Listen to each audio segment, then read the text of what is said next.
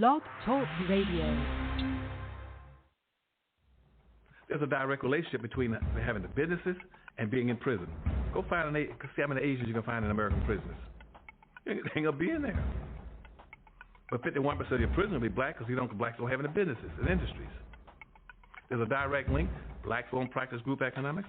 Blacks won't practice group politics. If you don't practice, you're setting yourself up. I told that 5-story building, you're setting yourself to get wiped out. Understand the nature of race, which is economics. If you build the first floor, it's economic. Build your businesses and your industries. Control business and industry, and put that pulls in your money, and hold that money, and practice group economics with it. Arab and Asian money bounces 12 to 13 times what it leaves. Jewish money bounces 18 times. Black folk got to learn how to practice group economics. Black Americans spend every penny they get outside their own community. Then you take the money and the wealth that you get from that first floor and go to the second floor. The second floor is politics. You then take that money on the first floor and you control your politics. Black folk must quit allowing people to tell them to go out and vote. Vote for what? Nobody's going to do anything for black folk in politics. Politics is controlled by money. Major corporations who got the money. That's what controls politics. If you have no money, you have no say-so, you have no benefits coming. So you take your money and you control, and you take your money from the first floor, you buy every politician on the second floor. And any politician you can't buy, you rent or lease them to get what you need. Then once you get the second floor under control with the politician, with your money, then you go to the third floor. The third floor is the police department and the court system. You take your money from the first floor and your politics on the second floor, and you control the court system and the police departments. Then the fourth floor then is media. You then take the money that you generate off the first floor from business and industries, and you go after radio stations, TV stations, newspapers, and cable systems, so that you can now inform and communicate with your own people. Right now, black folk own and control less than 35 thousandths of 1% of the media in the United States. Out of 12,000 radio stations, black folk own about 75, 80. That's all. You own no cable systems. You don't have a daily newspaper. You have nothing of importance. You got about one black TV station. And so you can't communicate with your people. You can't inform your people. You can't do anything. You can have Rush Limbaugh and all the rest of the guys talking about racism all day long and bad-mouthing you, and O'Reilly. They can call black folk all kind of names all day long. What are you going to do? You can't respond. You can't communicate with your own people because you don't have an economic base. 51% of all the prisoners in the United States are black people. You only make up 12% of the population. That's no accident. It's because you don't control the economics and the politics. And they're going to go after the weakest people they can get their hands on to incarcerate them. That's the black folk. And what are you going to do in response to them when they over-incarcerate you? You're going to go out and have a march, a demonstration. We're going to march. March for what? Who cares? Marching, they never changed anything. Now learn this from Joel Osteen. That's my man. He be texting me. That's my man. God done put some people around me, show me some stuff. He was telling this story. He said this man that went to heaven, he was walking with Peter down this aisleway, and was going down this corridor, had a lot of doors on it, and said all these doors had names on it. And he said, Peter, let me ask you something. What's all these doors, these names on? He said, don't worry about it, just go ahead. So he kept walking. He messed around, he saw one of them doors and had his name on it. He said, whoa. He said, hey, Peter, this here ain't got my name on it. Something I need to know? He said, man, don't worry about that. You here now. Just go on in there and talk to him, see what he said, no, I want to know what's in the door. He said, you sure you want to see what's in the door? He said, yeah. So he opened up the door. It was a warehouse. It had nothing but shelves on it. And then the shelves had nothing but packages. And all the packages had his name on them. And he said, what is all these boxes? He said, that's all of the blessings, all of the things God wanted to ship to you. But number one, you didn't ask him for it. Then number two, you didn't believe you would have it. Then you doubted him. And then you felt like you wasn't worthy. And so now all these boxes is up here. Now the man standing there wishing he had never even been in the room. And I started thinking, I got some dudes that work for me. And I said, I want you to do this graph for me. And that's what I'm finna show you now. See, what happening is, when God sends your package, he only sends it to one street. That's Faith Street. You got to stay in faith. You can't move off of Faith Street. You can't get on Doubted Drive. You can't be over there and start doubting it because your package going to go right on by. You can't lose your faith and get on not meant to be way because your package is going to keep going right on by. Because the package just go to Faith Street. You can get your little feelings hurt, I ain't worthy. Guess what? Your package going to keep going right on by. You have not because you ask not. Then you sit up here and start feeling sorry for yourself. You go over on pity way, your package keep going right on by. If you stay right on Faith Street, don't ever come off, because the blessing is coming. If you wait on it, here it comes. It may not come when you want it, but it's on time. But if you get up and you move off of Faith Street, your box gonna get sent back to sender. And now you're gonna have a warehouse with a bunch of boxes with your name on it that you didn't never get. And I don't know about you, but I want everything he got for me. If he got something for me, I need all of mine. Because I don't know about you, but God lay you out, man. God will give you stuff. Man, he done took me places I ain't never thought I was going to go. I done seen parts of the world I never even thought I could go to. He done gave me stuff. He done put people in my life. God will do it for you, man. But you just got to stay, man. Use these principles of success. Understand, God is just that way. He'll lay you out. Because if he can lay me out, see, if he fix me and change me and get me over here trying to do better, I ain't perfect. I'm just trying to do better. I still say some stuff I ain't supposed to say. You understand? I ain't got it all together yet. I just got in the gate. I'm a new kind of Christian, but ain't no lock on my gate either. So if you see, once you check me, I'm probably gonna check you back. But I'm getting better at that. I don't know how to love my enemies yet. I'm getting better at it, though. But it's a process. And the more times we can make people understand that it's a process, the more people can come in. And y'all people that have been good to me, that have been praying for me. I mean, man, my mama, if she could see me now, I just wish my mama could see me. Because she been praying for this here all her life. Watch my son.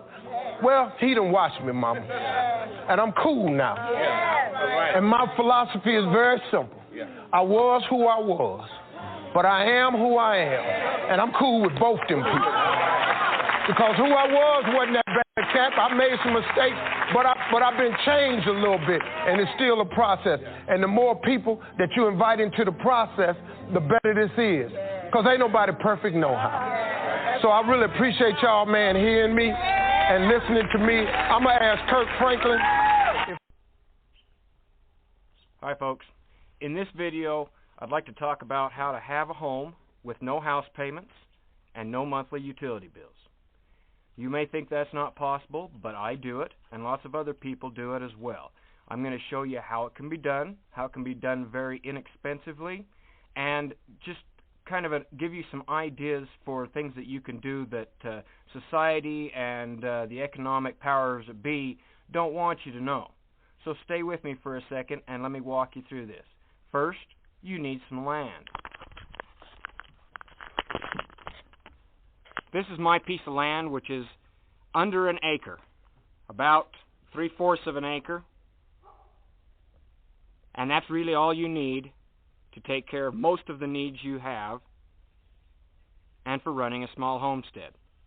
Now, I was lucky enough to get this piece of property from family. It was willed to me when my father passed away. But I have also purchased small pieces of property like this for under $400. I have an acre down in Arizona, near Sholo, Arizona, that I purchased for under $400. I have 5 acres near El Paso, Texas, that I purchased for under $700. So it's very easy to find a piece of land if you do some looking around. eBay is a good source for finding land. Tax sales are a good source for finding land. Family members may want to sell off a piece of land. Go around looking in rural areas, and maybe you'll find a farmer that wants to split off a small piece of land and would gladly sell you one. You don't have to spend a lot of money on land. Okay? This is land that doesn't have utilities run to it. It doesn't have a blacktop road that runs into it or driveway. It's rough land. That's what you start with usually if you want to buy a small piece of land that you're going to homestead on. After you have your piece of land, then you're going to have a house. You can have a big house like most people live in, and you can pay a lot of money for it and have a mortgage and be a slave to the system for another 30 years, or you can decide if you'd like to build a smaller house like mine. Paid for with cash. This is my solar cabin. The cabin cost me $2,000 to build. That does not include the doors and windows, which I salvaged off of a trailer that was being torn down. For the cabin, it cost me $2,000. It is 14 by 14. Downstairs is living area, dining area, bathroom, kitchen. Upstairs, I have a loft, bedroom, and an office. In my other videos, I take you on a complete walkthrough of this cabin, so watch those if you want to see how the cabin is as large as it is and functional on the inside. Up there on my roof, you see my solar panels.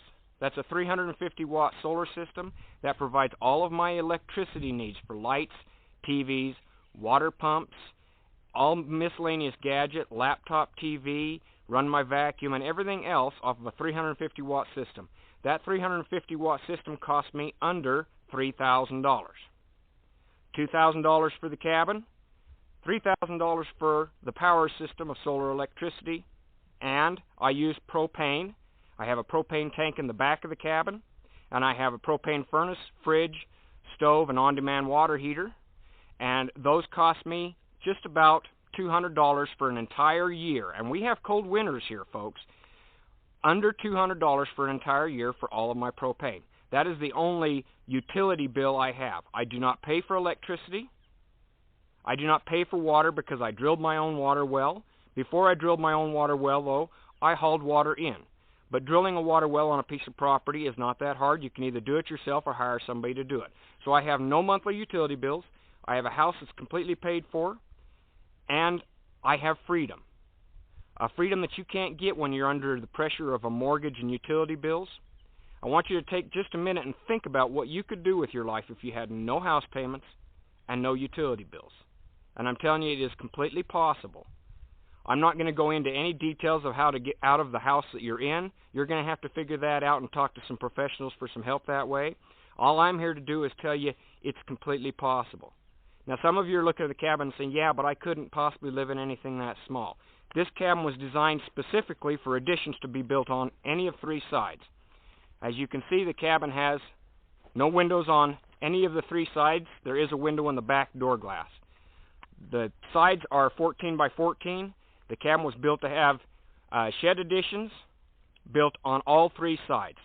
This cabin is 400 square feet approximately inside with 200 square foot footprint. When you add on additions, you could add on an additional 400 square feet on either side and off the back, giving you anywhere from 800 to 1,200 square feet. The great thing about building a small cabin to start out with, though, is it gives you a place to live when you build on your additions. And that way you can wait and live very cheaply without any house payments or utility bills. And then when you have the money, you can build on the additions to expand the cabin. That's very good for a single person or a young couple who don't have children because you don't need a whole lot of space to start off with.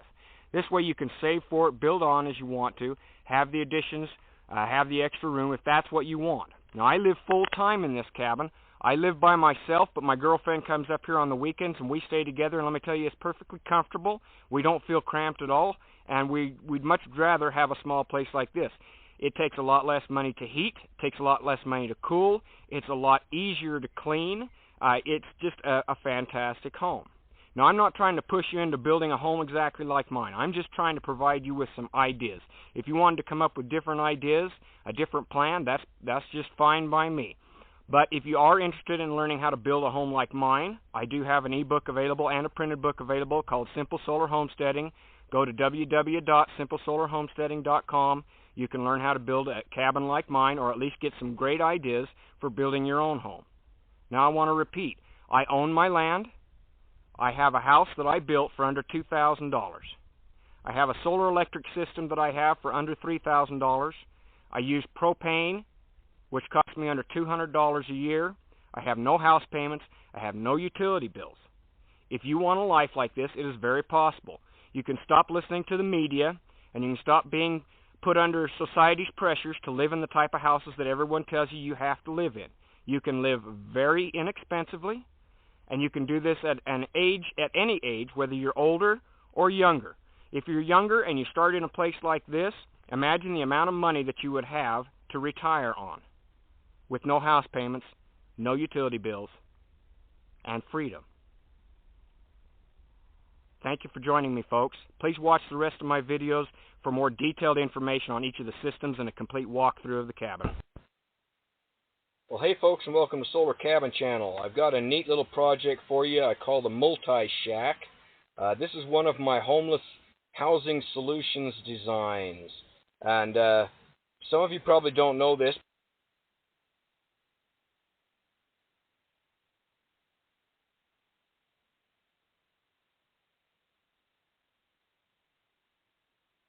Well, hey, folks, and welcome to Solar Cabin Channel. I've got a neat little project for you I call the Multi-Shack. This is one of my homeless housing solutions designs. And some of you probably don't know this, but I was homeless twice in my life. The first time was when I was trying to get into college, and I had lost my job and was waiting for my college funding to come in, and so I had to live in my truck. I lived in the cab of my truck for almost 2 months while I waited for my college funding to come in.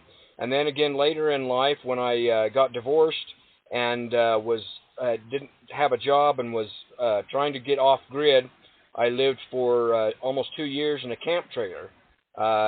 And you know, there's a lot of people that homeless people that have their pride. They want to maintain their independence. They don't want to live on welfare. They don't want to be caught up in the system. And you know, all they need is a simple shelter. You know, someplace to get out of the cold, to get out of the wind, to get out of the rain, while they get back on their feet. And so I know there's a lot of organizations out there that are helping the homeless, churches, nonprofits, and things like that. So I came up with this small structure design, which I call the Multi-Shack, because it has actually multi-uses to it, and it can be built very affordably. You can build this entire shack for under $200, and it is built on wheels. It can be put on either a 4x6 trailer, or you can build it on casters. Casters are a lot less expensive, but it still allows you to move this unit around. So you could store, you know, a bunch of these on a church parking lot, and then just when you need them, you can move them out to wherever you want the person to be using them. Casters are 4-inch casters. Each caster will hold up to 240 pounds, so they'll more than handle the weight for this structure here. Now, this structure is 6 foot 5 inches from the peak to the bottom, 6 foot 5 inches.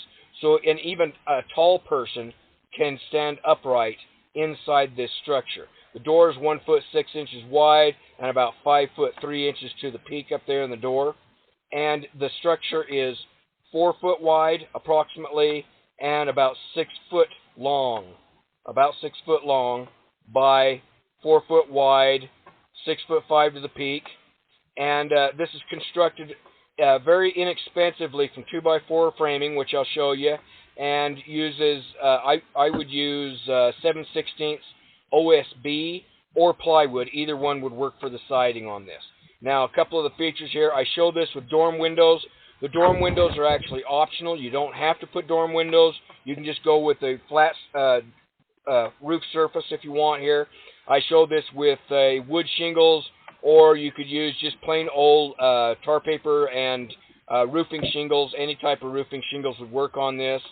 Show it with a little flower box there just for effect. And on the backs and the front, I show this with these round windows, like boat-style windows, or you could put square windows. Either one works. I just like the effect of the round windows, the look of those in there. This does have an access panel on the back. Down here is an access panel. We'll just open this up so I can show you. Open up, take this one off. There we go. Now you can see inside the access panel, underneath the seat and bed is storage. Lots of storage underneath here for a propane tank, one of those Portaloo porta potties, an ice chest over there you can see. Okay, so there's good storage. This is about 18 inches high inside here and about 4 feet wide inside. So the structure, I'll show this with the door open. Let me just hide this door here.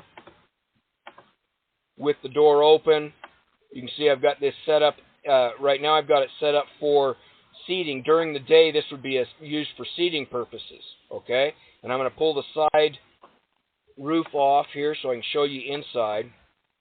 That this has a very nice space for a person that maybe is going to school or working, or just the table can be used for eating or whatever. So you've got approximately 6 feet of space on the inside here by 4 feet wide, and this table is actually part of the bed platform, which I'll show you. You just pull the 2x4 out, put it in one of these slots. It's in this 2x4 here. There's another one on the other side. You just drop the 2x4 into the slot, and then you take your bed panel and put it up on top of that, and then that becomes a table. Here you've got 2 foot by 4 foot cushions. There's 3 of these cushions that become your bed, or you can use a roll-up mattress pad underneath this that becomes your bed. But during the daytime, it becomes seating. It becomes a little mini couch in here, 4 foot wide, and now you've got a space for a student to do their studies, their work, or for having your meal, or if you're working on a hobby or a craft or something like that, you've got this nice little space. When you need to get out the door, you just lift the table up, put it back, put the 2x4 back in the bottom slots, put the table down, and then you turn it into a bed. And I'm going to show you what it looks like as a bed too. So, good headroom in this. I really like that it's got a very good space. This is an average person, 5 foot 8 inches tall. You can see you've got lots of headroom here. You've got these nice dormer windows, which would give you lots of light, and also gives you a little bit more headroom up in this area right in here. A 6 foot person could stand up in the middle of this quite comfortably. 2 people could actually sit side by side on this couch, or you can put in another. You could pull your ice chest cooler out, or someone could put a foldable chair on the other side here. So you could actually have 2 people sitting side by side or crossways next to each other here. So lots of space in this little place. So let me show you what the framing looks like on this first. And I'll just have to zoom in on this. Now this is all done with 2x4 construction to keep it inexpensive and easy to build. And then I would sheathe it with either 7/16 inch OSB or plywood. Either one would work. Now it's got a floor frame, as you can see, made of 2x4s down here. Simple 2x4 frame, floor frame construction, and then your casters attached to the corners, not exactly in the corners, but they attach to the floor framing, and the casters have locks on them, so once you move this in place, you can just click on the locks and lock it in place so it won't be rolled around while the person is inside it. Now, this is the bed platform, and it has, this back platform is 2 foot 6 inches wide, and it is permanently connected. These are 1 foot 9 inch wide platforms that can be raised up. And as you can see, these 2x4s right here, you put the 2x4 up in these other slots, and then you put these panels up on top, and they become either a table or a workspace. This one can go up here. This one can go on the end. It can go over the middle. So I gave you lots of options for the ways that you can organize this into workspace or living space as you need to use it. Very simple construction. It takes about 20 2x4s to build this. That's about it. And you're looking at about under $200 for all the material costs. And you could build one of these in a day. Seriously, you could build the complete unit in about a day. And now I'm going to show you on the inside how this can be used as a bed and also as a small business. So I'm just going to click off this. Okay, now I show this with the bed down, the door open so you can kind of get a peek inside here. Now, this is an uninsulated structure. You really don't need insulation in a small structure like this because the human body puts off about as much heat as a 90-watt light bulb. So in a small structure like this, your own body heat will actually heat it up. And for sleeping, you can either do these pads like this as mattress pads, or you can just get a sleeping bag pad or even an air cushion pad. to go underneath it. A sleeping bag pad would work fine because you can roll it up and use it as your seating. And a good heavy-duty sleeping bag would be all you would need in order to sleep very comfortably in here. As long as you don't have the wind blowing on you or the rain drenching you or snow piling up on you, you'll sleep very comfortably in a small structure like this. Your own body heat will heat it up. You could add a heater to these, but it really isn't necessary in these small structures. So I'm going to pull off the side roof, and I'm going to show you how much space this has inside it for a bed. It actually has a very nice bed that will sleep either 1 or 2 people. Pull this off here. Just hide this. Now this has a 4-foot wide by 6-foot long bed. So even an average person can sleep in here. Even a tall person, fairly tall person, could sleep in here comfortably without being cramped. And it's 4 foot wide, so that's a very wide bed that will actually sleep 2 people. 2 people could sleep in this space, all right? And it's 6 foot wide, and it's 4 foot wide and 6 foot long. This person I show in here is about 5 foot 8 inches tall, which is average height for most people. And here you can see the slots I was talking about. These platforms, which I'll show you. I'll take the bed off now. These 2 platforms are removable with 2x4s underneath them. You just take the 2x4, you put it in the slots that go across here, and then put these platforms up on top to make your table. And you can actually do a table on either end, or one in the middle for a desk and table. Now, the ones on the ends I'll show you are used if you want to run a small business out of here, or if you want to organize this in a different way so that if you're cooking, you could put one of these tables on this end or on this end, and you could set up your cooking supplies, and you can take care of yourself. You can cook a meal inside this little place right here. So 4 foot wide, 6 foot long bed, and then very adaptable with these platforms of 2x4s. You can just put them up, and you can reorganize this any way you want during the daytime for whatever function that you're going to be using. Again, it has storage space underneath the bed and seating. You've got that nice access panel for you got storage underneath there. And I really like the space in here. This would be enough adequate space if in an emergency, let's say that a city has a disaster, a fire like they just had in Canada wipes out all these homes, or you have a tornado tear through a place, or you have flooding or something like that, which we've all seen in the news, happens all the time. And suddenly churches are overrun with people that don't have housing. If you had a bunch of these sitting around that would sleep at least 2 people, you could pull these out in a small area. You could set these up, and people would at least have shelter for survival until they can get into houses or bigger shelters or something like that. So that's another use for this type of structure here. So now I'm going to put the bed back on just to show you.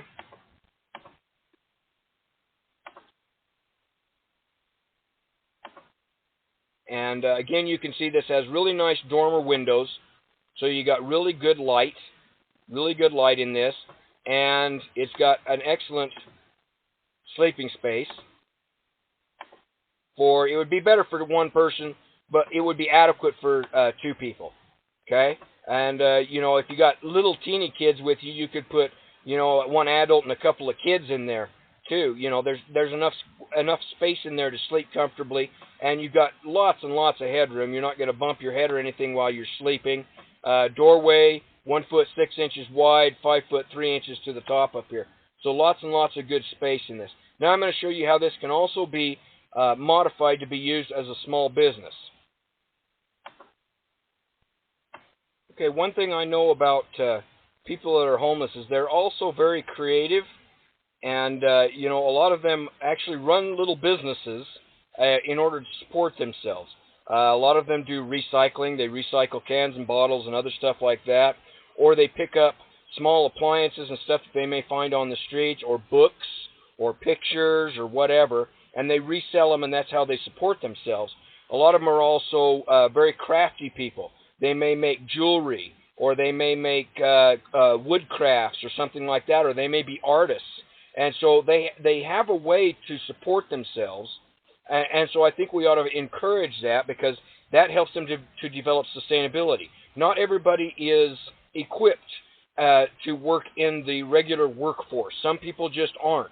but they're very industrious and can support themselves with a small business. And so I thought, well, this shack could also be used for setting up a small business. So what I did is I made this so that the window here can be hinged up, and I'll show this. The window on one of the dormers, or both, can be hinged up out of the way. And then you've got room here to put a sales counter or little platform here where this person is 5 foot 8 inches tall. A person can stand in this window and they can operate a small business. They can talk to customers, they can take money or whatever, working right out of this small shack. Now, this doesn't necessarily have to be for homeless people. If you wanted to run a hot dog or hamburger stand, or sell your crafts or your books, or whatever you want to do with this, maybe it's a ticket stand, I don't know. This little shack could be very useful for a lot of different purposes. That's why I call it a multi-shack, is because it can be used for many different purposes. But this would be great for a homeless person that has a craft that they make, or recycle products or whatever. They want to sell them. They just hinge up the window and they set themselves up a little business here to take care of customers. Now, this also shows inside how those tables can be reorganized. Here you can see I've lifted up the bed platform to put a table on this end, another table on this end, and you can use this for cooking in here. You can see I've got a little 2-burner propane stove that you can set up on one of the tables up there so you can do your cooking. You can work on your crafts. This table just lifts off, the 2x4 lifts off if you need to get access to the door. Lots of good headroom, okay? Workspace in there. This can be modified many different ways for many different people of however you want to use it. So a very functional space in there. All right, so that is the multi-shack. All right, and let me just unhide this so you can get a better view of it. Again, can be built very inexpensively, around under $200 on casters, more expensive if you put it on a trailer. And I'm going to provide these plans for free because this is a project that I designed specifically for churches and nonprofit organizations to build shelters. And at present in the U.S., we have about 1.6 million homeless people that just need a simple shelter to live in. Or that's about 1 out of 200 people. And that's just in the U.S. There's a lot of people in other countries that are in even worse shape. And I really think a project like this would be great for helping the homeless people to have shelter while maintaining their independence and their pride. But it could also be used as disaster relief shelters. We could easily have a major disaster in a city where we have thousands and thousands of people that suddenly are homeless, and we need to provide quick shelter. These would also work for that. It would be big enough space for 2 people to sleep and, to take care of their basic needs. And that's what this structure is about. So I hope you like this design. It's called the Multi-Shack. You can get the plans for free on my website, simplesolarhomesteading.com. Up at the top, look at Multi-Shack. Now, there is a button there if you would like to donate. Your donations are used by me to design structures like this and build small houses. I work with a lot of homeless people that don't want to be in the system, that want to build their own off-grid cabins and houses and places like that. I help them with designs and building those projects. So any donation, if you can donate, is very appreciated and will help with those projects. All right, folks, I hope you like this project called the Multi-Shack, and have a great day.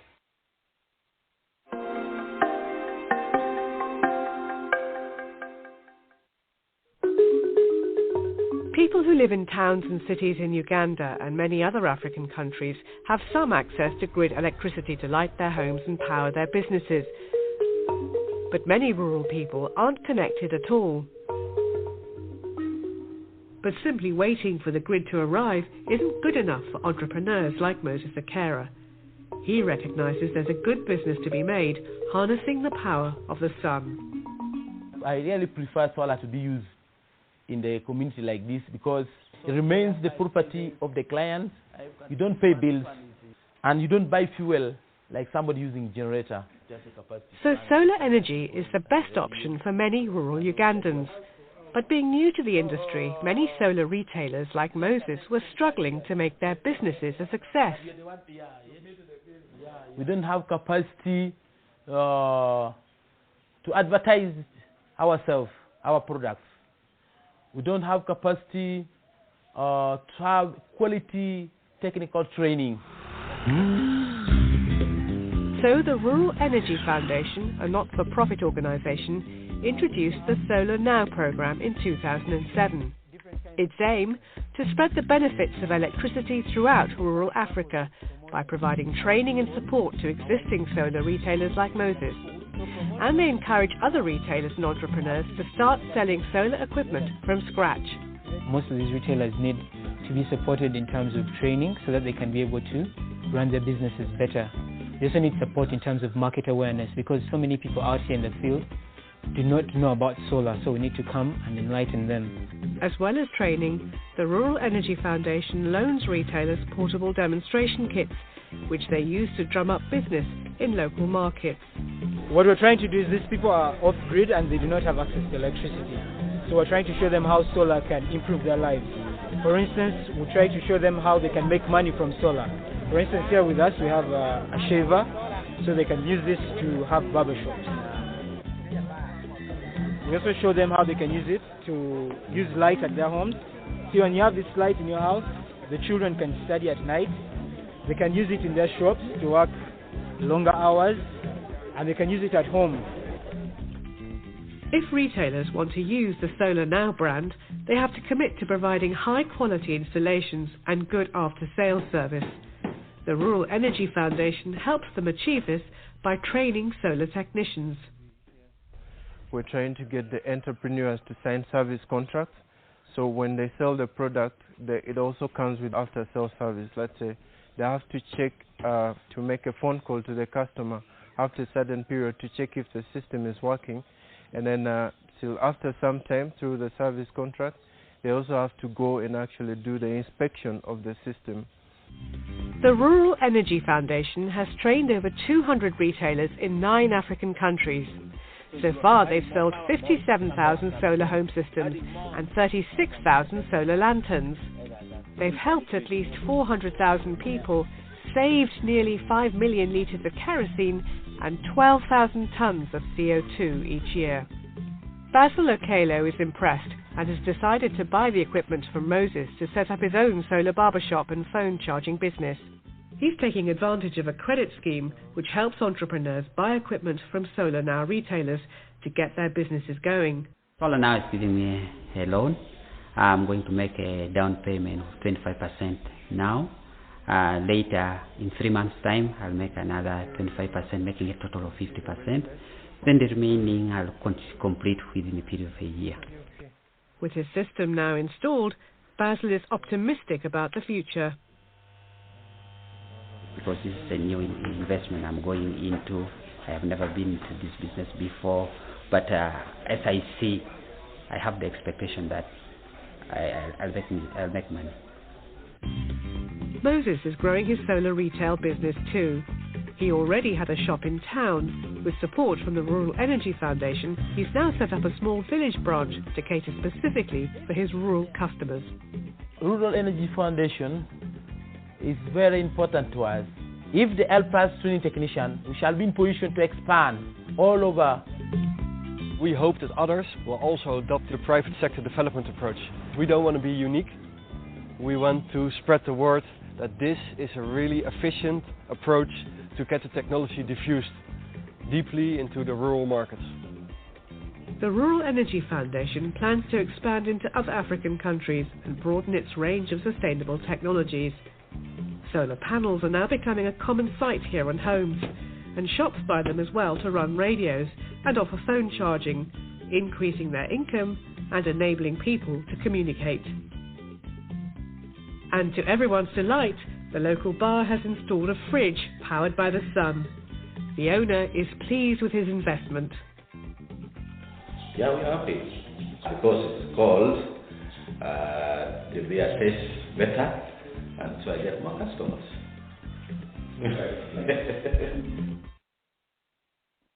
All right, it's 11:15 a.m. Eastern Standard Time, 10:15 Central, then so on and so on. Wherever you are on the planet, if you're in Russia, has 11 time zones. So Wherever you are in the world, you know what time it is. 16 minutes after the hour. Now, of course, most people that listen to this broadcast, we're doing a live stream now, but most people listen on demand. So, whatever time you have. Let's see. Today, we're going to talk about, we won't take up much of your time today, Wheeze, and that's spelled H-U-I, pronounced way. Actually, not we, but way. H-U-I. It's Taiwanese.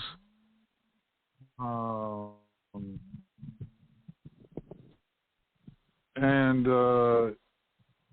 it's like, well, I'll read what it is in a moment, which I mentioned it yesterday. Now, before we get to that, we're up to Tiny Town number 43. So we feature a few tiny towns a week. Sometimes we do one a day. Sometimes we might do 2 a week. But today we're up to 43. Number 43 for us. And that's Colona, Colorado. Colona, Colorado. That's spelled C-O-L-O-N-A, one word, Colona, Colorado. Population varies between 36 people to 46 people. Somewhere in that range, 36 to 46 people in that town. The town is 39 acres big. That's it. And Colona, I believe it's Spanish for colony or colonist. So some people got together and they bought 39 acres of land, and now it's Colona, Colorado. That's something that an individual could do or a small collective of people can do, something that you can do. But anyway, that's Tiny Town number 43. And for those of you who don't know, in the United States, there's about 108,000 towns. Only 10 of those have a population of 1 million or more people. We like to concentrate on what I call the tiny towns, towns that have a population. We haven't even hit 100 yet. Now, we've mentioned one time, all right, now, I haven't included it in our tiny town. It'll probably be in our small town section. We've been focusing on towns that have less than 100 people, which we call tiny towns. We might switch that to microscopic towns, but anyway. The largest one that we've mentioned, but we don't include it in our tiny town category, has been Yoder, Kansas. Yoder has a population of 165 people. That's not big at all, but I would call that a small town. These tiny towns are smaller in population. Typically, like I say, we haven't even hit one that's got 90 people in it yet. So we're up to 43, and my philosophy is, instead of trying to get into the top 10 cities in the United States and those metro areas where the opportunity is, where the more affordable living is at the opposite end of the spectrum. You got to do a 180. And then, you go up by degrees on that. Anyway, all right, so that's 43, tiny town. Colona, Colorado, don't have other information on it at this time. All right, Wheeze. Now we're talking, and I'll read what a Wheeze is. They get together and they, let me read it as it is. I'm on Wikipedia. Oh, excuse me, not a Wheeze, but a way. Spelled H-U-I. And this is a de facto language lesson I'm giving you right now. But way, H-U-I, is an informal loan club. It is a group-based rotating savings and credit club that is popular among many immigrant and migrant communities throughout the United States and Taiwan. So I guess it's Wei, H spelled H-U-I, pronounced Wei, is traditional Chinese or Mandarin. And in China, they have two primary languages of the Chinese language, Mandarin and Cantonese. All right, so a lot of these, well, I don't know, things have changed so much. A lot of these Chinese restaurants are now owned by Vietnamese, but a lot of them have formed ways,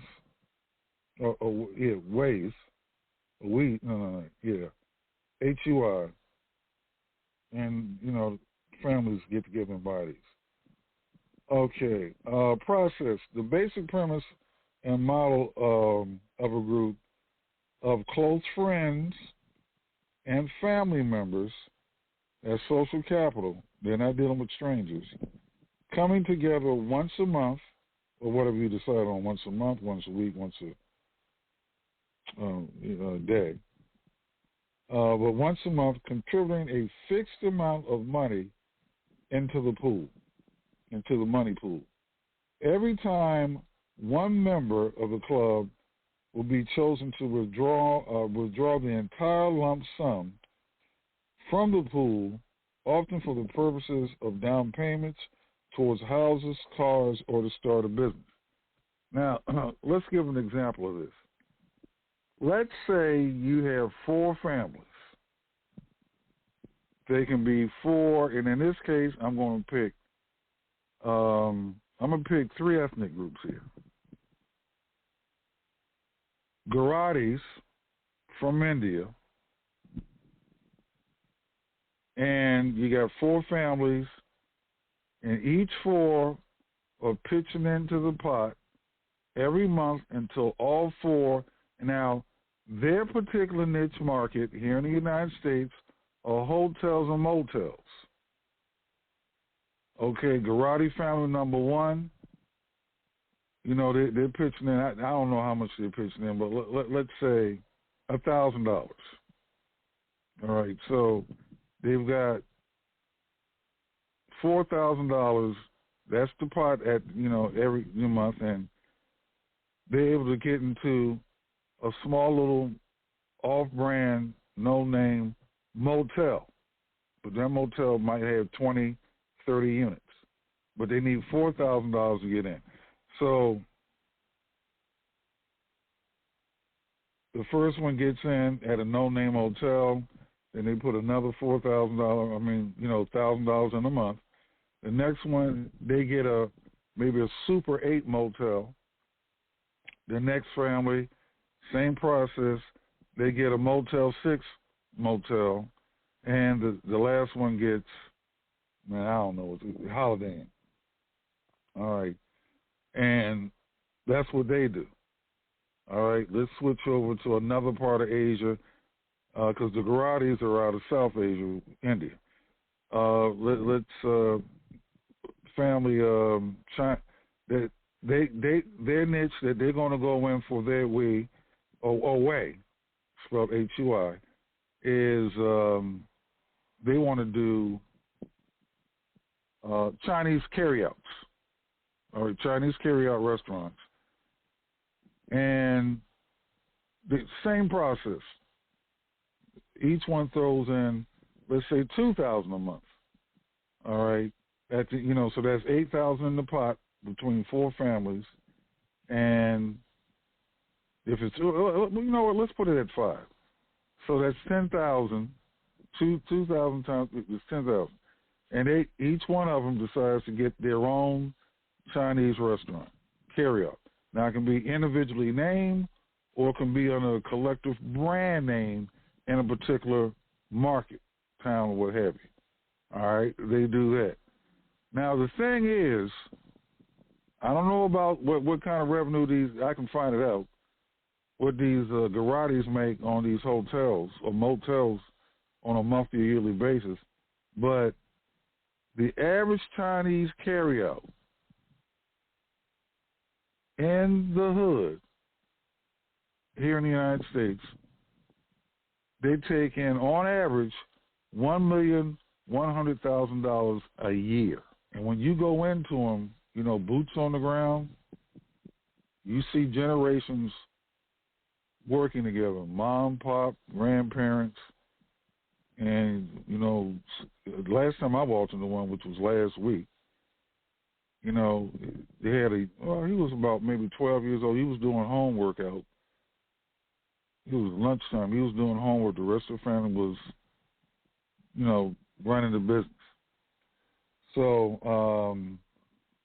now, another ethnic group we want to pick out, Arabs.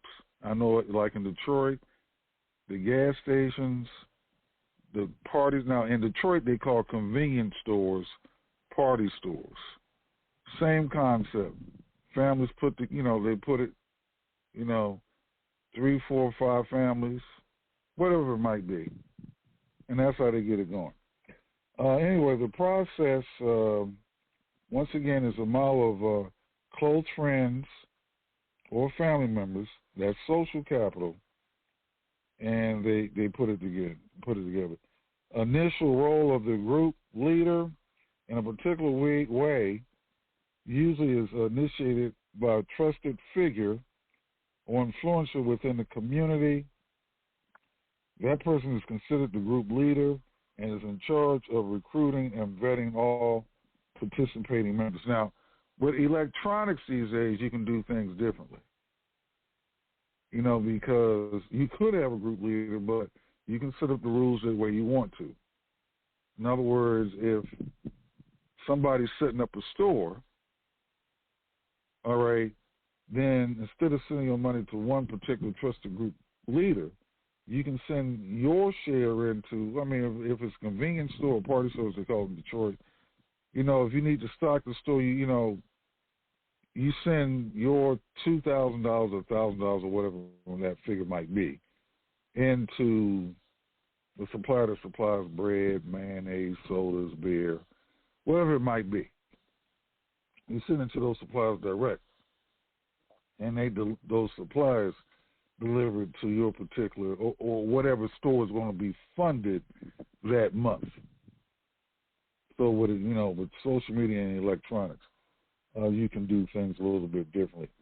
And then, of course, the group leader just monitors that everything is getting delivered and all that. You got full transparency with everybody. But a way using Asian communities, that's what they call it, is also a form of collaborative finance. And then Wikipedia has Suzu and all this stuff. We'll read from that too. A Suzu, spelled S-U-S-U, is a type of informal savings club arrangement between a small group of people who take turns by what they call throwing hands, as partners call it. The name is used in Africa, especially West Africa and the Caribbean. The basic principle is that each member of the group makes a standard contribution to a common fund once per, then you say at the time it could be once per week, once per month. For the aggressive ones, once per day.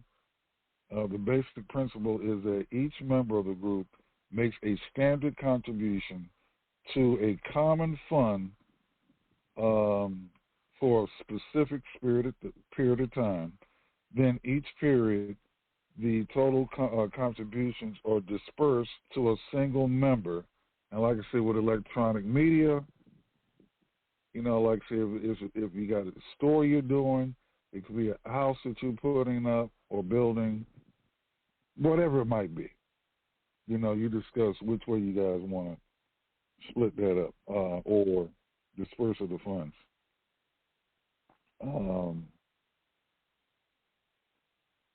And another TANDA, that's the Latin American version of this, TANDA,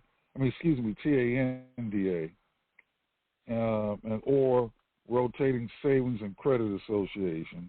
So read those and get ideas from them, and then tailor make it for the way you want it done. All right, now we're doing a small one $200, 4 people at $50 each.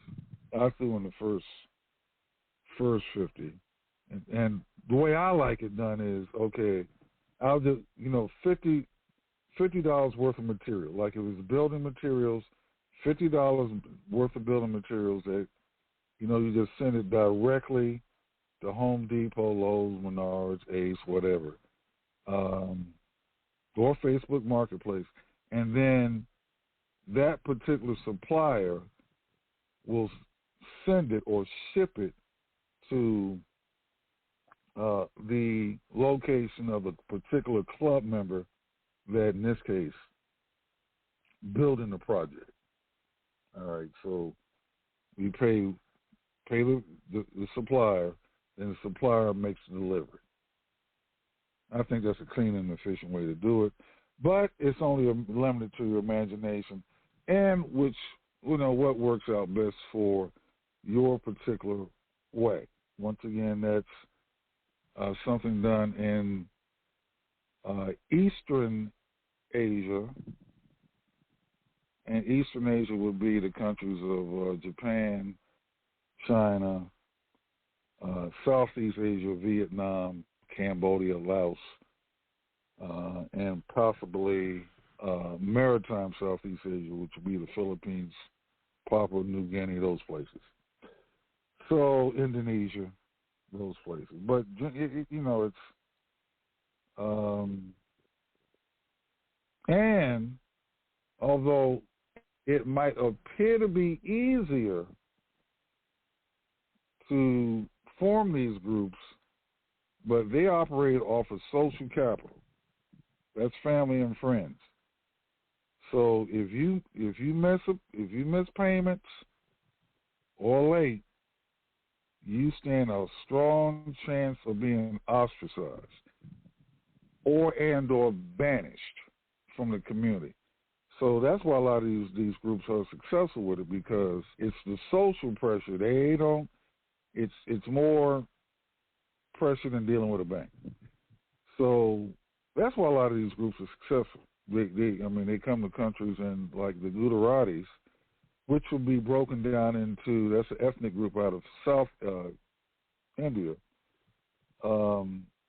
The Patels, and not all Patels, but a whole lot of them, and their men families, AMI, they have their system of social capital finance, of getting things done. Now, in this country, in the United States, the Amish, the Mennonites, there are other groups too. I'm just naming some of the higher profile people. Okay. And our ways, once again, HUI, that's how it's spelled, will be based on e-commerce. Matter of fact, Monday, we're going to talk about, what do we have for Monday? Oh, Walmart villages. Next time you walk through Walmart, I want you to look at Walmart in a different way. Like if you go through the different sections of Walmart, all right, you go through like the clothing, like the men's clothing section. Here's how I want you to look at that men's clothing section. That there's some village in Asia, some small village that you have never heard of, that they've made those clothes, shoes, clothes, sweatshirts, shorts, socks. They're little small, what I call Walmart villages. Now, Walmart doesn't own the villages, but there's some small villages that their livelihood, that's what they do. They make those shoes that you see on Walmart. The T-shirts, the shorts, and whatever you see in the men's section. Think of it. Matter of fact, go online and find a little village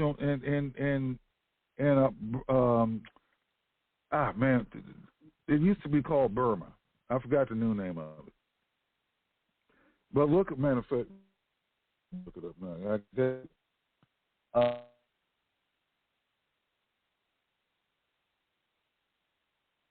Myanmar. Okay. Myanmar. Okay. Formerly known as Burma. There's a small village in Burma, or some villages, which I call them Walmart villages. Once again, what Walmart didn't, those are not villages owned by Walmart, but they contract, they they buy.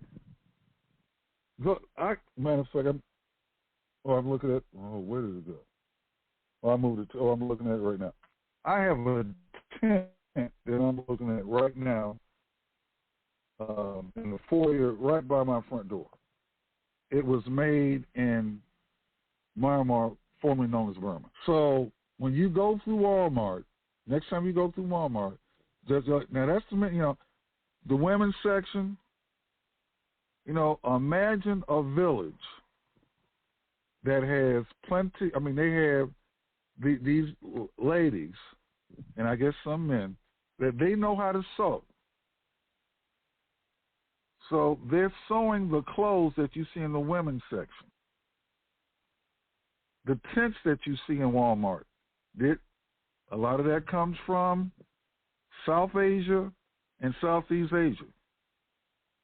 They're villages of people that some of these villages, all they do is make socks and underwear. That's it.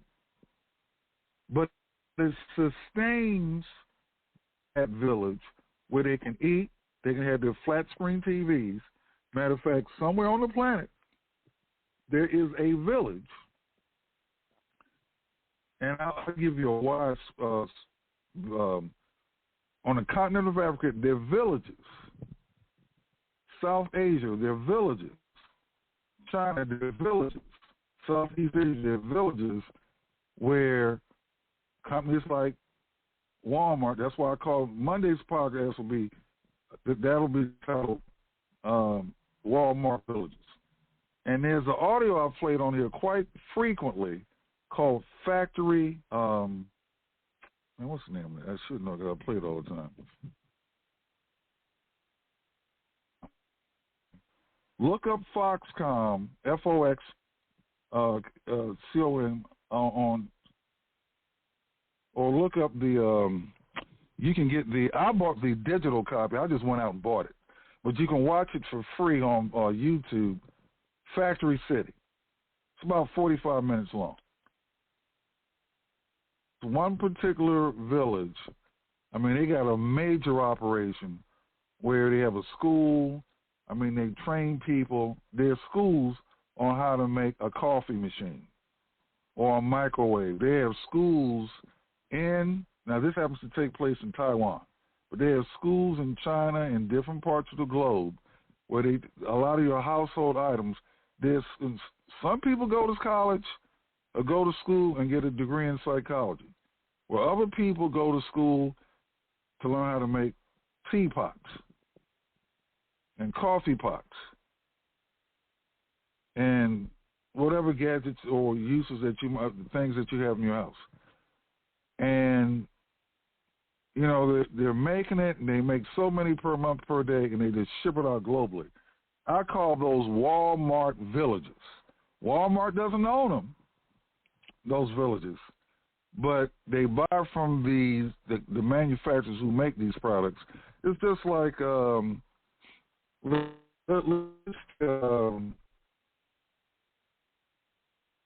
Jordans, the popular footwear that's helped make Michael Jordan a billionaire.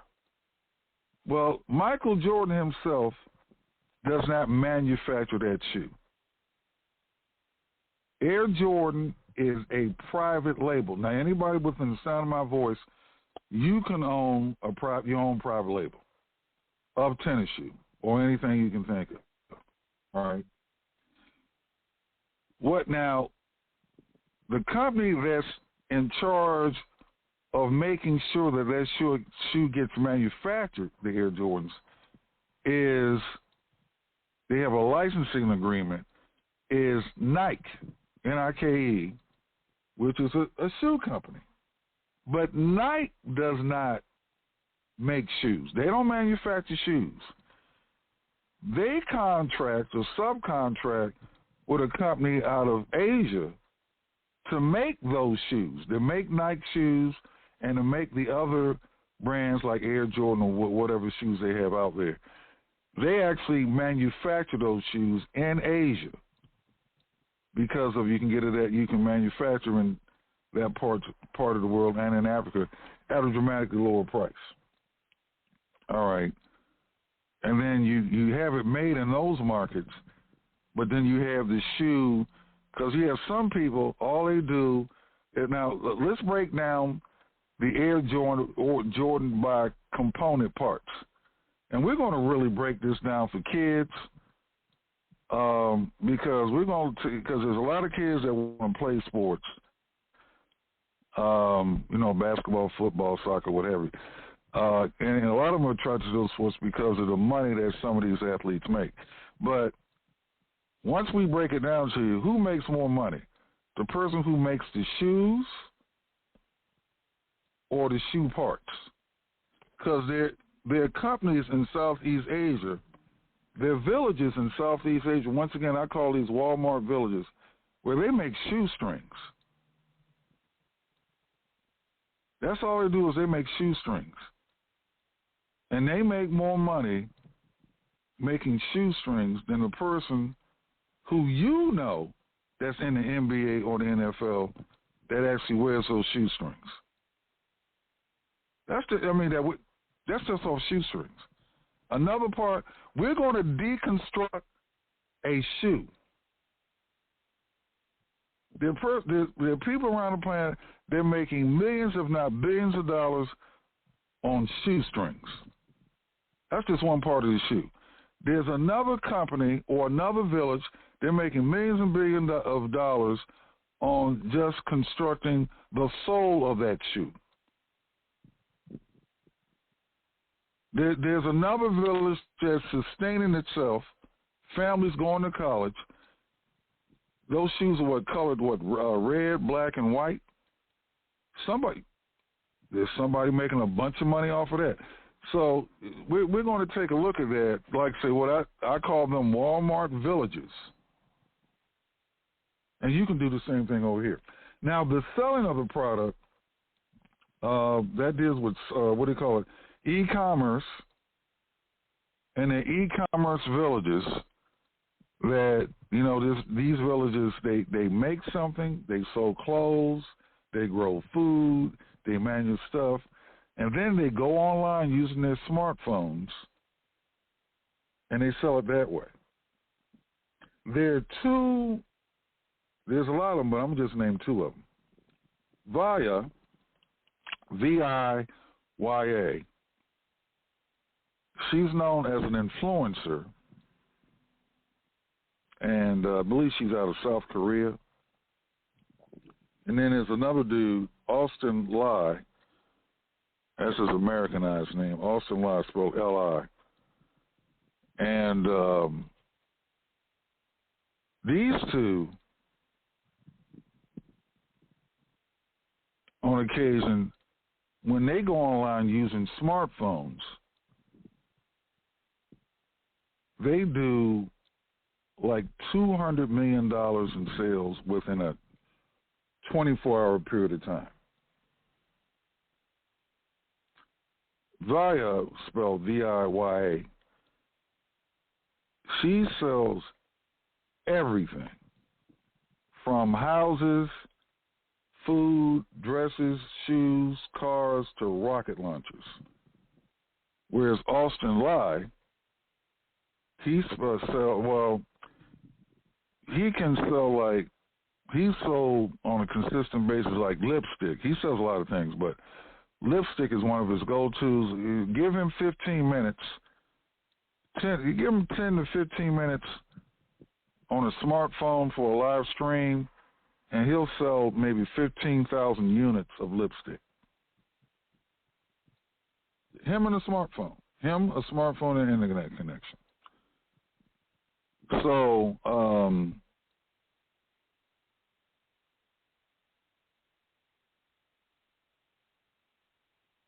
the detail on the people in these villages. So you can set up the same thing where if you want a daily income, you can set up a Way or a Suzu, same thing, just different cultures. Do you want to earn it daily, weekly, monthly?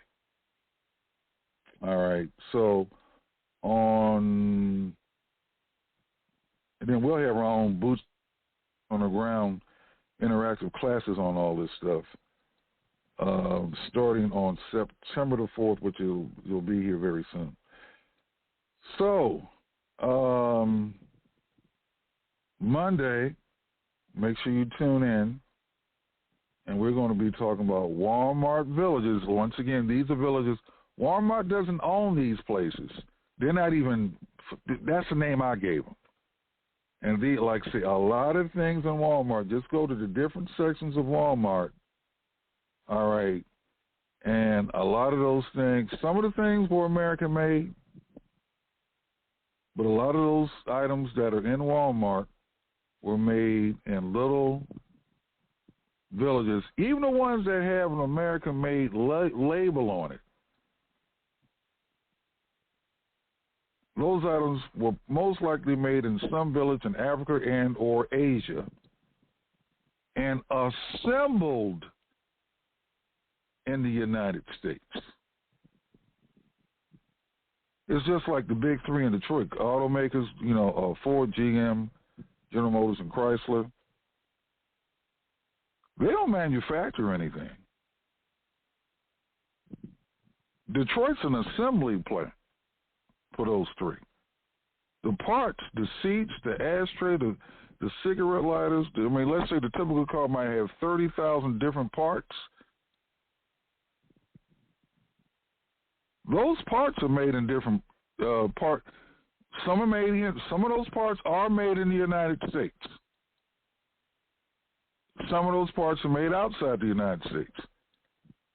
But they get shipped to Detroit, and Detroit's basically an assembly city. So that stuff that you see in Walmart, the parts what you see is stuff that has been assembled somewhere else and shipped. Basically Walmart's a distribution center, to be honest about it. Nothing wrong with that, but I'm just saying. And the dollar store and the Dollar General, and we can go on down the line. When it comes to tools, Harbor Freight.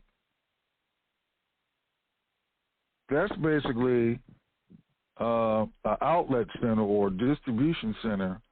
But if you trace the origins of Harbor Freight, it's all online. But hey, I'm just saying this to say this. You, whoever you is, can do the same thing. Not good English, but it is what it is. All right, let's see. 813 area code. Your mic is open. If you got anything to throw in for today, I'm done with my rant.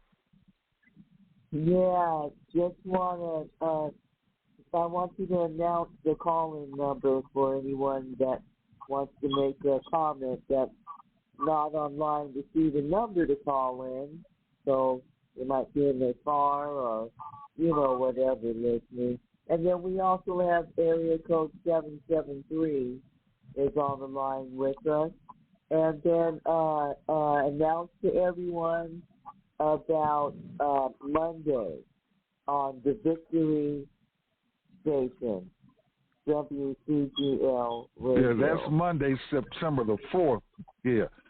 Monday, September the 4th, not this coming Monday. Okay, the Monday after next. Will be, it's a different show. Now, it's not going to be It's My House. Because right here on, let me just explain the distinction. All right. It's My House, a DIY housing TV. We're on internet, as you well know, for the last 9.5 years. We can talk about anything. We can use colorful language, and that's what we do here. However, starting on Monday, September the 4th. Remember, September the 4th, not next Monday, but the Monday after next. Monday to September the 4th at 6 p.m. Eastern Standard Time, 6 p.m. to 7 p.m. Eastern Standard Time. We'll be on live on WCGL out of Jacksonville, Florida. For those times, you can catch us online by going to WCGL. They have an online presence.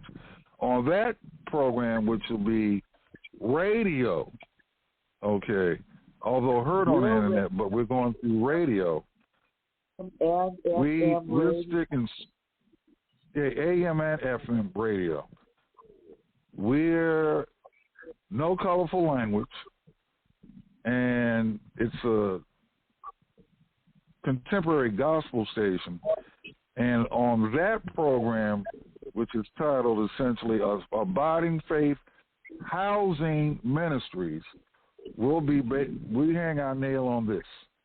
Isaiah 65:21, we shall build houses and live in them. So that whole thing is that program, which will be just an hour long, once a week, will be about how you can, if you don't know anything about building houses, how to build a house without previous experience, and how to solve personal finance challenges that you might have by just learning how to build a house and then solve financial problems that way. But that's on starting Monday, September the 4th, 6 p.m. to 7 p.m. Eastern Standard Time. That'll be live. And that station's out of Jacksonville, Florida, so we'll have boots on the ground interactive activities, including classes and retreats for hands-on in that particular market. Now, if you want radio in your market, let us know, but that's our flagship station starting on September the 4th. Mm-hmm. And then I just want to make an announcement that we are broadcasting in mainstream media, and so when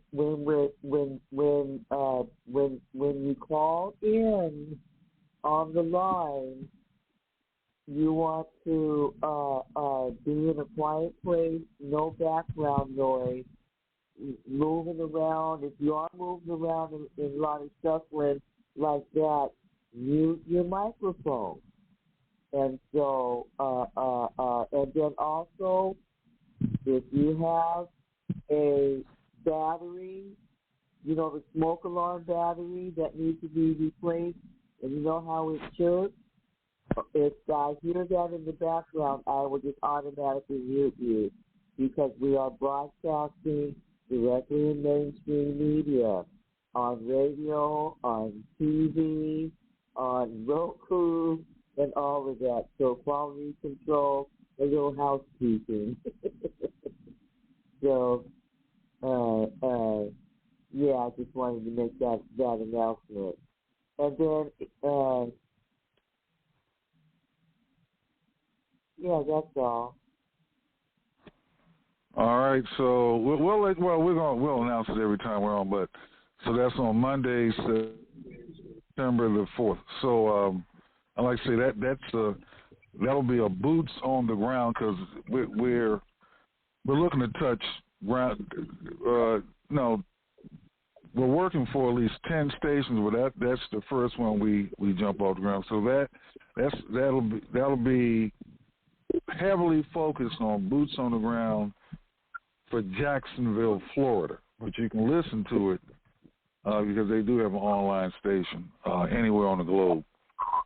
Then now we'll be doing other boots on the ground radio as well, but that's the first one. Will be actually boots on the ground, because if you're listening to us right now in Timbuktu, and we do have listeners in Timbuktu, but they're not coming to a live event, so we're establishing boots on the ground radio stations that are deep into the community. where we can actually demonstrate and meet people face to face, and actually do these build projects that we've been talking about for some time. So Jacksonville, Florida will be the first one, and then we have other areas that we're lining up, but that's the first one that's in stump. So anyway, Monday we're going to be talking about Walmart Villages. And like I said, once you go through Walmart, a lot of the things that were made in Walmart, you know what? Some of those things that were probably made in Walmart could be made in somebody's garage. You know, but they've got quality control, and they learn how to get it into these stores and sell it. So on that note, that's all I have for today. Let's see, what do we have on? You know what? Oh, we're not going nowhere. I'm adding time to the clock here. Let me add time to the clock. I'm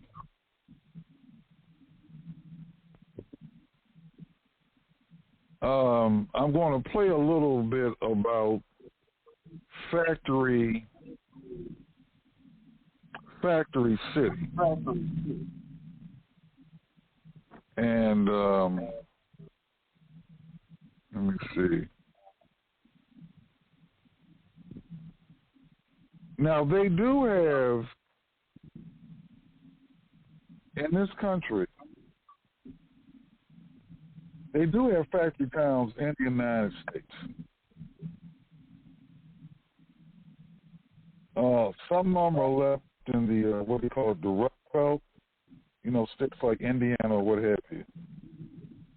A bit about that right now. What's it like to live where you work? For most of us, that's unthinkable. But imagine living and working at one of the biggest factories in the world. A workplace the size of Monaco. For these 17,000 employees, it's reality. They come from all over China, seeking a brighter future at this factory called Yupa.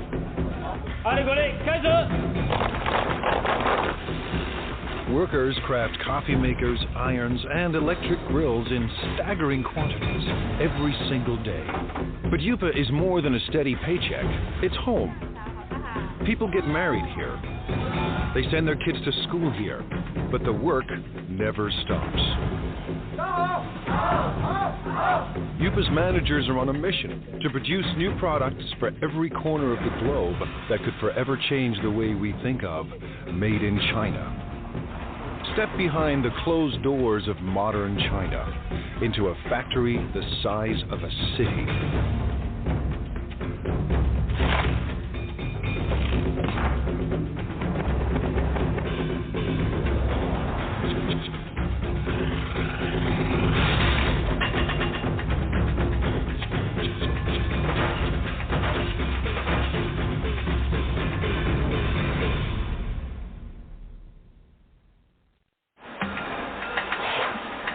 Welcome to the place that calls itself Factory of the World. By the time you finish watching this program, Yupa's 17,000 Chinese workers will produce nearly 20,000 electrical appliances.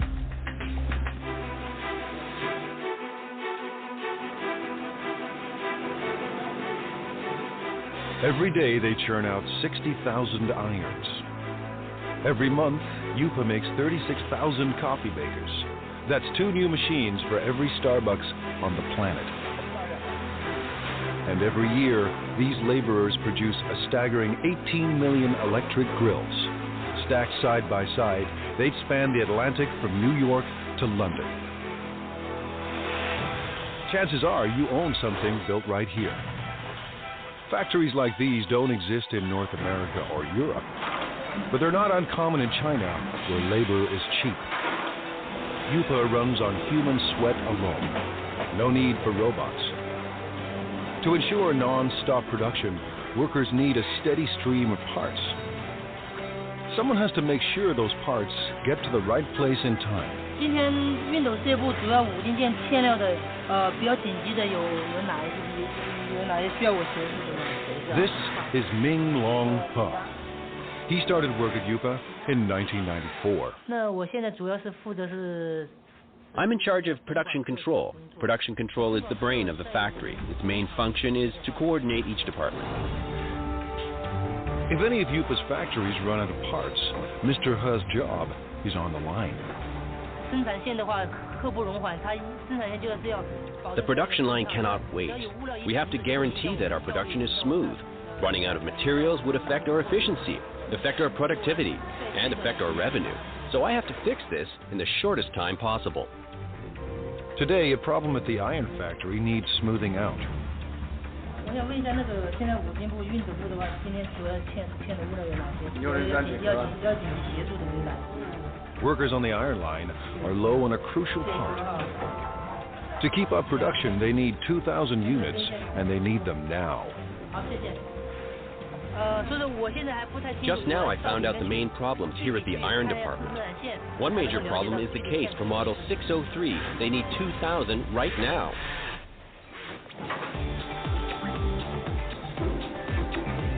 Traditional plants use outside suppliers for their components, not Yupa.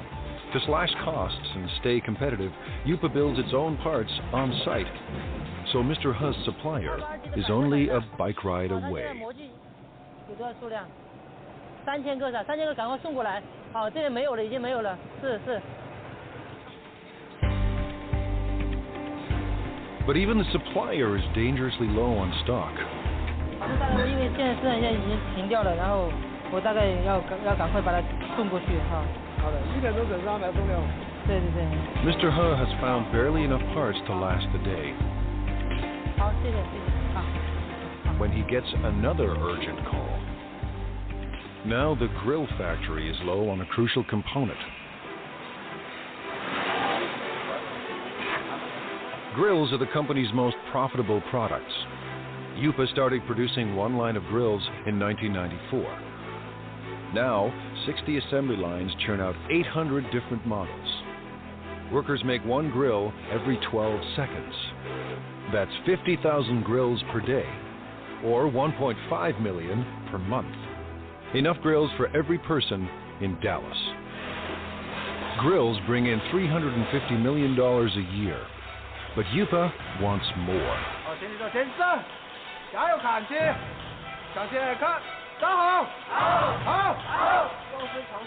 Little wonder Lu Jinye acts like a general leading his troops to war. 动作快点，地板叫人扫一下，地板脏兮兮的都不会扫。先叫上来，先。后面人快点！ By next year, managers expect workers to crank out $500 million worth of grills. Yupa's profits have to rise to outmuscle the competition. Mr. Ye supervises 850 workers on 30 lines. We have to coordinate all these workers and pull all their thoughts into one. It takes teamwork to accomplish our goals, to get the results we want.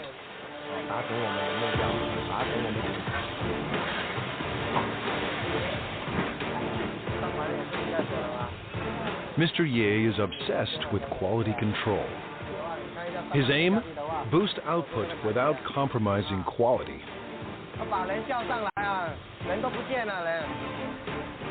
In a factory this big, with a production run so massive, even the hyper-efficient Mr. Ye hits a roadblock. This holder piece holds the grill plate. What we're seeing now is the assembly of this piece. The problem is the size. It's the wrong size.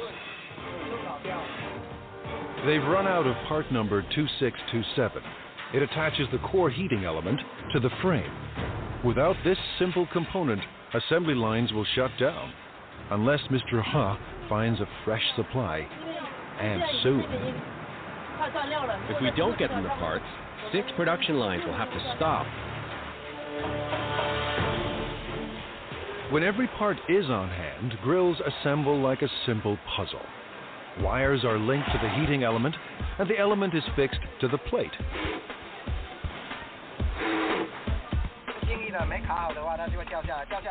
When it's not locked down properly, it will fall off. If it falls off, it will burn the hands of our customers and consumers. This job is very important. Then it's time to connect the power cord. The brown wire is live and the green wire is neutral. The one with the writing on it matches the brown wire.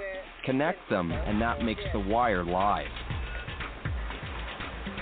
Each grill is inspected for flaws in construction or appearance. Finally, every grill is tested to make sure everything is in working order. On a typical day, Mr. Ye's team must make 700 of Yupa's 50,000 grills. Missing parts cause delays, cost Yupa a fortune, and force workers into overtime to meet their quota. Finding the missing parts falls to Mr. Ha, and the pressure is on. 那这样的话，我先提一袋先回去，然后那边先紧急生产，好，然后等下你就赶快送过去，好 ，OK， 好，谢谢。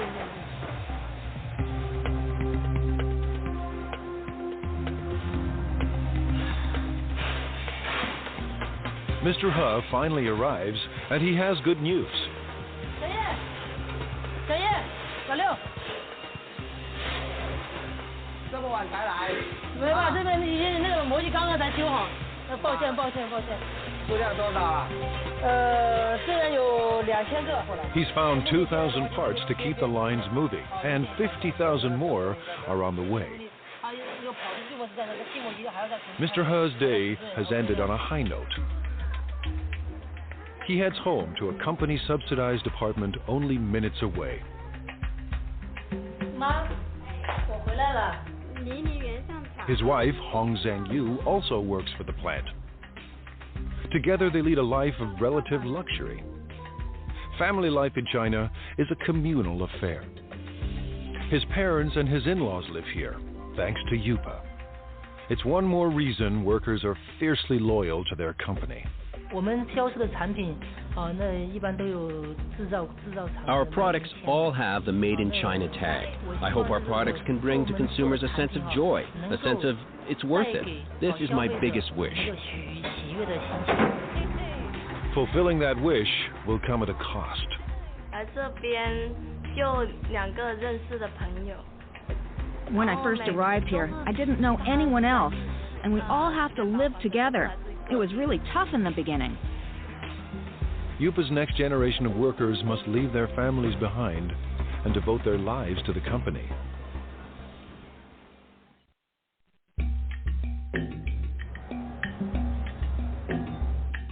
It's a place tourists never see.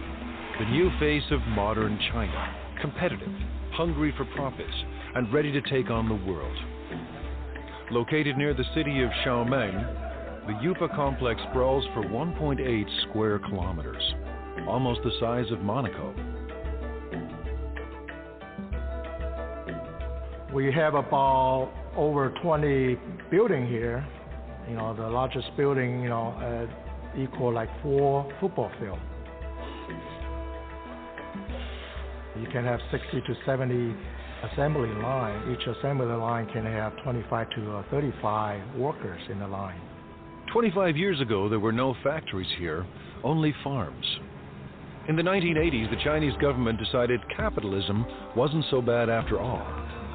The communist regime established so-called special economic zones, designated places for free markets and foreign investments. Yupa, a Taiwanese company, moved here in 1988. In a few short years, it became the largest manufacturer of irons, electric grills, and espresso makers in the world. Yupa is a city unto itself, with restaurants and convenience stores, soccer fields and basketball courts, and living quarters for everyone from students to families. Success made it big, and size keeps it successful. Mass production runs push down costs. Almost all parts are made on-site, keeping supply costs low and parts within easy reach. Because we are in this location pretty much isolated, We don't have satellite suppliers surround us to build parts for us. So we had to do it in-house, and we had to do it in a large scale.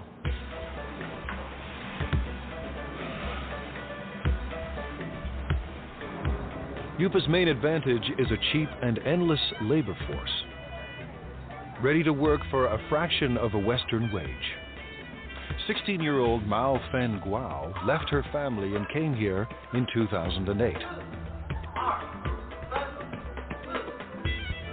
But Guao isn't just looking for work. She's here to escape poverty and make her mother proud. In China, many parents prefer sons to daughters. My mother has only 2 daughters. She's always upset about that. And in order to not let her down, I must work harder and harder. Guao is a worker in training. With about 1,000 other students, she attends Yupa's on-site trade school. To get here, she had to pass entry exams and pay Yupa tuition. Now she's enrolled in 3 years of study and hands-on training at the factory. If she does well, Guao hopes for a job at Yupa.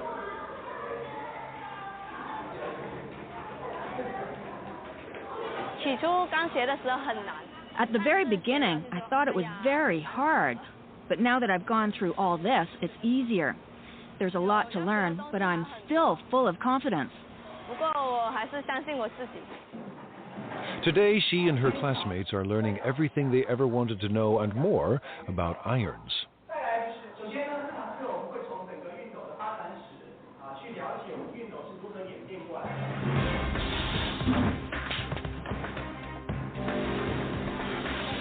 To get a job, Guao must learn the ins and outs of every product line.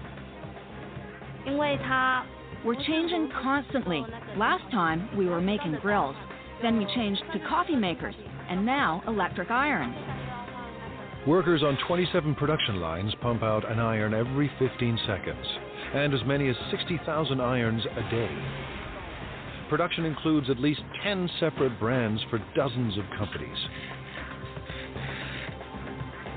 With over 30 steps to assembly, iron making is intricate work, and there's no room for error. Assembly starts with a water spray unit, made up of springs, rubber, and washers. With training and practice, it snaps into the spout in seconds. If it's not closed tight, it will leak or blow. Then it won't work properly. Now the sprayer and spout are joined to the handle. The 2 parts of the water reservoir are placed in a heating machine. That melts the space between them and makes the reservoir watertight. Welding is an important part of production. However, it will be easy as long as we follow our operational guidelines. Next, the thermostat is attached to the base.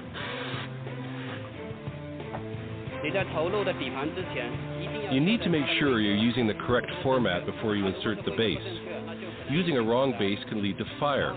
Wiring is also important. Where there is a wiring mistake, there's hidden trouble. A plastic buffer is placed between the heating element and the handle to keep the handle and the user's hand from getting too hot. After that, the plug is welded to the back of the iron. We're connecting the wire for the power supply. I can do about 4 to 5 pieces every minute and 300 pieces an hour. Once the spray and steam buttons are attached, it's testing time. First, the steam and squirting functions. Second, the iron's electrical system. Faulty units are either repaired or removed. Finally, irons that pass inspection are packed up and shipped away. The team won't cut corners or settle for second best. Today, Guao and her classmates will put classroom theory into practice and work the iron line. For a teenager from a small town, living and working in a giant factory can be overwhelming. My life is not as hard as it was before. I'm getting used to this place now. Work on the iron line goes better than expected. For Guao, juggling work and school isn't that difficult. The hard part is leaving family and living far from home. 工作室还好，就是个人独立吧。来这边 I guess it's learning how to be independent. When I first arrived here, I didn't know anyone else, and we all have to live together. It was really tough in the beginning. Like China, Guo is adapting to a new world of high technology and tough international competition. And like China itself, she's determined to succeed. 我从没想过说我会一直在做同样的。I don't see myself working on the production line forever, doing the same job. Maybe I'm a bit arrogant or too confident about myself, but I want a better future. For some people, a better future keeps them married to their job. Workers at Yupa are married to the company.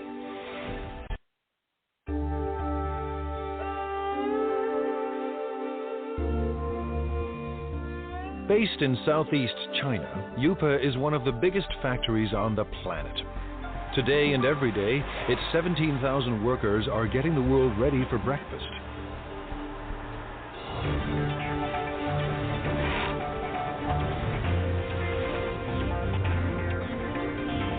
In the next 24 hours, it will produce 1,200 conventional coffee makers. Over the next 30 days, these assembly lines will deliver 210,000 cappuccino espresso machines. In the space of 1 year, nearly 2.5 million coffee makers will pour out of Yupa and into the kitchens of the world.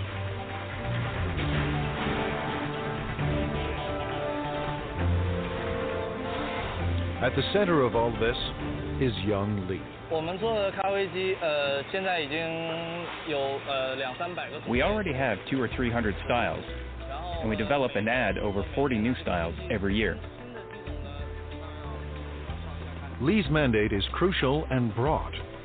Tackle any problem that could slow down non-stop production. 好像说是固定架漏水，我想看一下。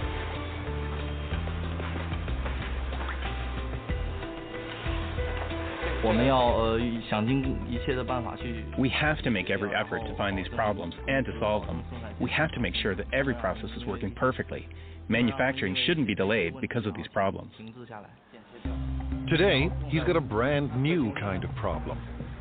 One of Yupa's big clients has designed a new coffee maker. It's up to Li to build a working prototype to entice the client into going ahead with mass production. Hundreds of Yupa jobs and millions of dollars in potential business are now in Li's hands.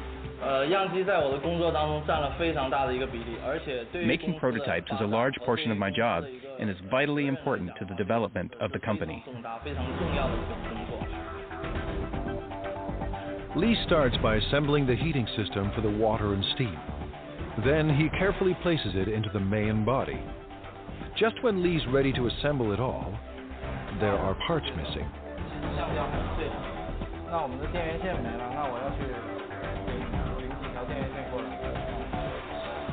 The supplier is just a walk away, a long walk, but Li doesn't mind the distance.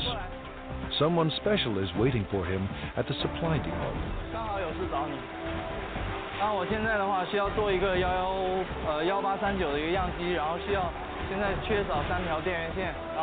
The person helping him today is his girlfriend.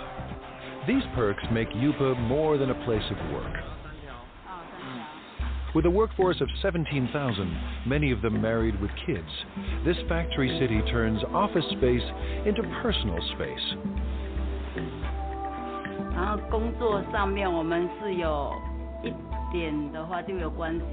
Sometimes we work together.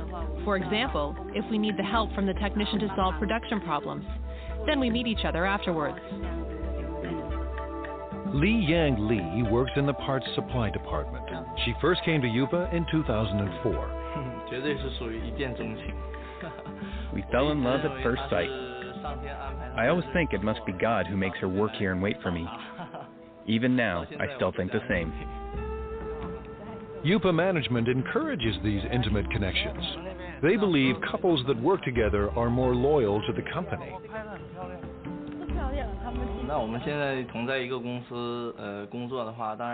By working in the same company, we can go to work together and take care of each other.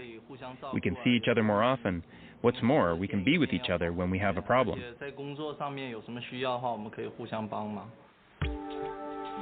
With the missing parts in hand, Lee is ready for wiring.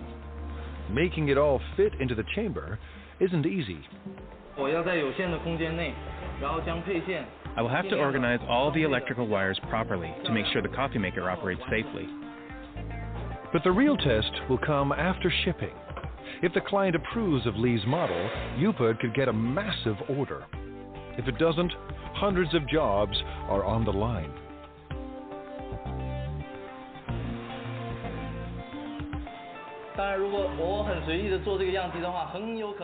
If I make the prototype in a sloppy way, our customers will lose confidence in the quality of our products. It will be a great loss to our company. Weeks later, Lee's model is approved for mass production. And right away, he sets out to create a brand new production line.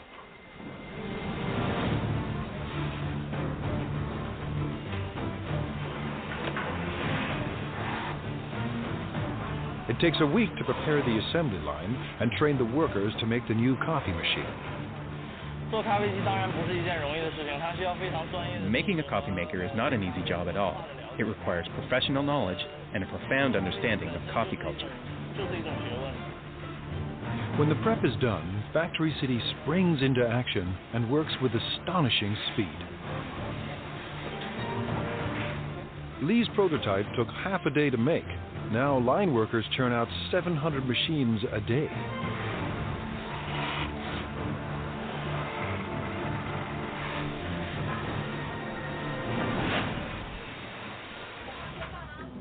Lee's shift is done, and when work ends at Factory City, romance begins.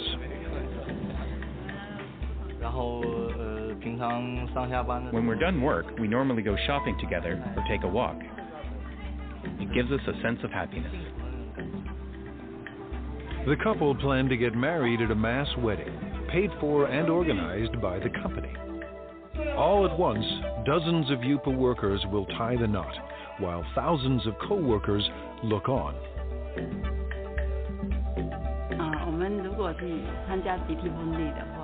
If we take part in the group wedding, with the best wishes of all of our co-workers here, we know we will be getting married in the factory of the world, one dream, and that would be unforgettable. A mass wedding is the couple's way of showing their love for each other and their passion for Yupa. Chef Xingming Li has a passion of his own, feeding the 17,000 workers that power the factory of the world.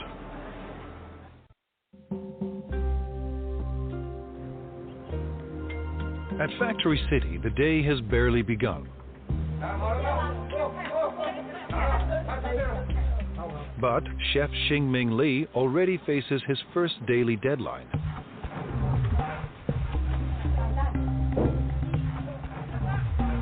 Li runs one of 5 independent restaurants at Yupa. Competition between them is intense.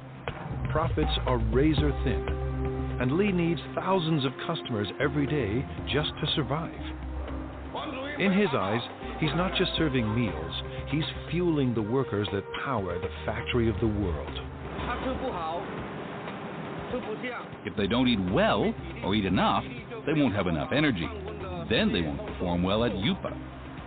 It all starts with fresh ingredients: beef, pork, bok choy, onions, carrots, and winter melon. We have all fresh seasonal vegetables here. Whatever you can find from the food market, you can find here. Everything is washed, sliced, and diced. Yupa churns out millions of kitchen appliances a year, but there are no food processors in Li's kitchen. Nothing is automated. Everything is done by hand. By 9 a.m., Li's staff is already racing against the clock. We'll have to finish everything before 11 o'clock because Yupa staff restaurants all open at 11:30. We have to be there in advance. In 2 hours, 3,000 workers will stop by for lunch. Lee expects just as many for dinner. This means his staff of 50 must serve 6,000 meals by sunset. That's 125 kilograms of oil, 50 kilograms of beef, and 300 kilograms of pork. That's more than 1 million tons of food every year. His chefs turn stock ingredients into hundreds of delicious dishes. We can make different cuisines. Our chefs are all the best of their hometown. They cook up dishes from Fujian, Sichuan, and Henan regions, and they'll soon add a halal fare for Muslim clients. I believe everything that we cook should taste like what your mom cooks for you at home. Lee's obsession with food comes from growing up hungry. My family was very poor. Although my dad was working very hard to earn money, we still didn't have much food to eat. Now food is never in short supply, and all of Lee's clients return to work with their bellies full. Lee's passion for food has made him a perfectionist.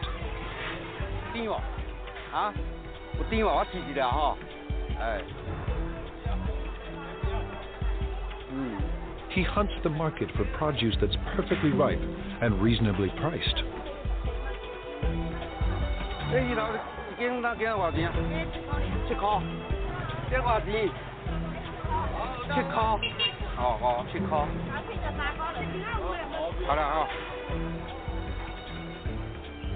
In his kitchens, Lee controls the cooks, and no dish goes out without his approval. Too bland. Some salt and chicken stock will make it taste better. The special today is spicy Sichuan pork. Actually, anyone can cook. The key is our chefs make their own special seasonings that you can't get from the market. Lee insists the pork must be extremely fresh. He expects perfect timing from every cook. Timing is what the chefs are really good at, but they may not be willing to share that information. But now it's almost 10 a.m., and Lee's kitchen is about to hit the boiling point. With the clock ticking, the team of chefs are stir-frying and stewing to feed an army. It might be a bit of an exaggeration to say that it's a battlefield, but it's true that we're really busy. We have to finish everything within 1 hour. Then we will deliver them to our restaurants. We don't have time to do other things. By 11 a.m., they pull it off. Dozens of different dishes for 3,000 people and right on time. Drivers rush the dishes to the restaurant nearby.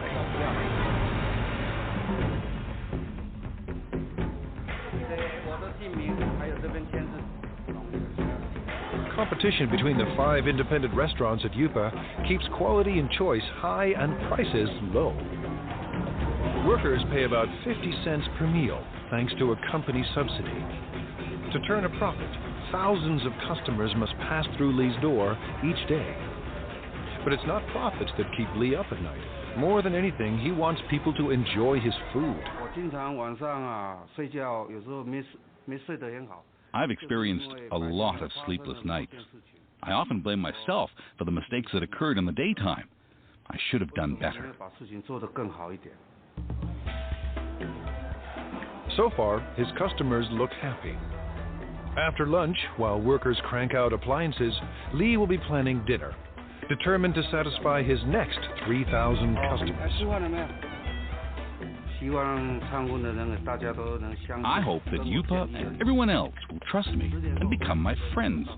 I'll be content if they all come to dine in my restaurant. If feeding workers at the factory of the world is tough, try being the guy who must make everyone get along.